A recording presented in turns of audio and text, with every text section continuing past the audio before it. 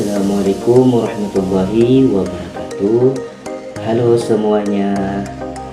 Perkenalkan, nama saya Farhan Ramadan dengan NIM 24040450206. Di dalam video ini kita akan membahas teori psikoanalisis yang dikembangkan oleh Sigmund Freud, salah satu tokoh terpenting dalam psikologi. Mari kita pahami bersama teori konsep dasar ini dan bagaimana pengaruh terhadap pemahaman tentang pikiran manusia. Baik teman-teman, saya akan menjelaskan di bagian pertama, yaitu pengantar teori psikoanalisis. Freud percaya bahwa perilaku manusia dipengaruhi oleh proses mental yang sebagai besar bersifat tidak sadar.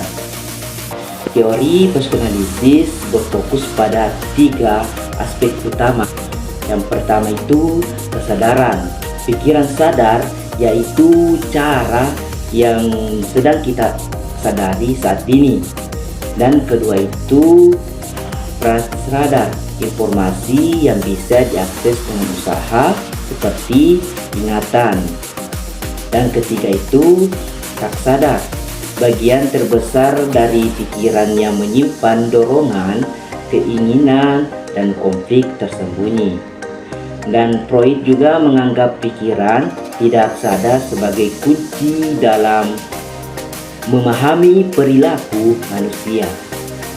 Dan selanjutnya di bagian kedua yaitu struktur kepribadian.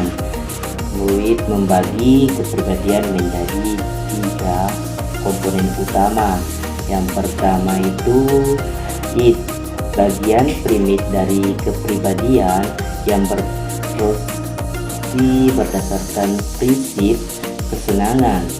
Id ingin memuaskan dorongan instinktual tanpa mempertimbangkan konsekuensi. Dan kedua itu ego, bagian rasional yang berfungsi sebagai penengan antara id dan realitas. Ego beroperasi berdasarkan prinsip realitas, berusaha memuaskan kebutuhan id secara realistis. Dan ketiga itu superego, bagian moral yang mencerminkan nilai-nilai sosial dan norma. Superego seringkali bertentangan dengan id, sehingga menimbulkan konflik internal. Dan ego juga bertugas menjaga keseimbangan antara id dan superego. Dan kita lanjutkan di bagian ketiga, yaitu mekanisme pertahanan. Untuk mengatasi konflik antara id, ego, dan superego, Freud menyebutkan adanya mekanisme pertahanan. Contohnya yaitu pertama, represi, mengusir pikiran atau perasaan yang menyakitkan ke alam bawah sadar. Yang kedua itu proyeksi, atau menyalahkan orang lain atas perasaan yang sebenarnya berasal dari diri sendiri. Dan ketiga itu sublimasi, mengubah dorongan negatif menjadi aktivitas yang positif. Mekanisme ini membantu individu menghadapi stres atau kecemasan, tapi bisa menjadi tidak sehat jika digunakan secara berlebihan. Dan di bagian keempat yaitu pentingnya psikoanalisis.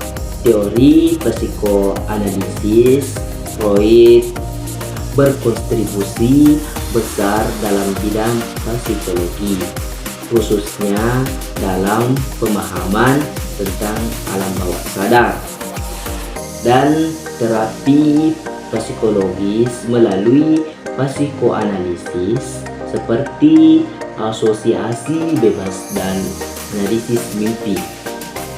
Menjelaskan bagaimana pengalaman masa kecil membentuk kepribadian seseorang. Meskipun teori Freud juga dikritik karena kurangnya bukti ilmiah, gagasan tetap relevan dalam diskusi tentang psikologi modern. Jadi itulah gambarannya singkat tentang teori psikoanalisis Freud.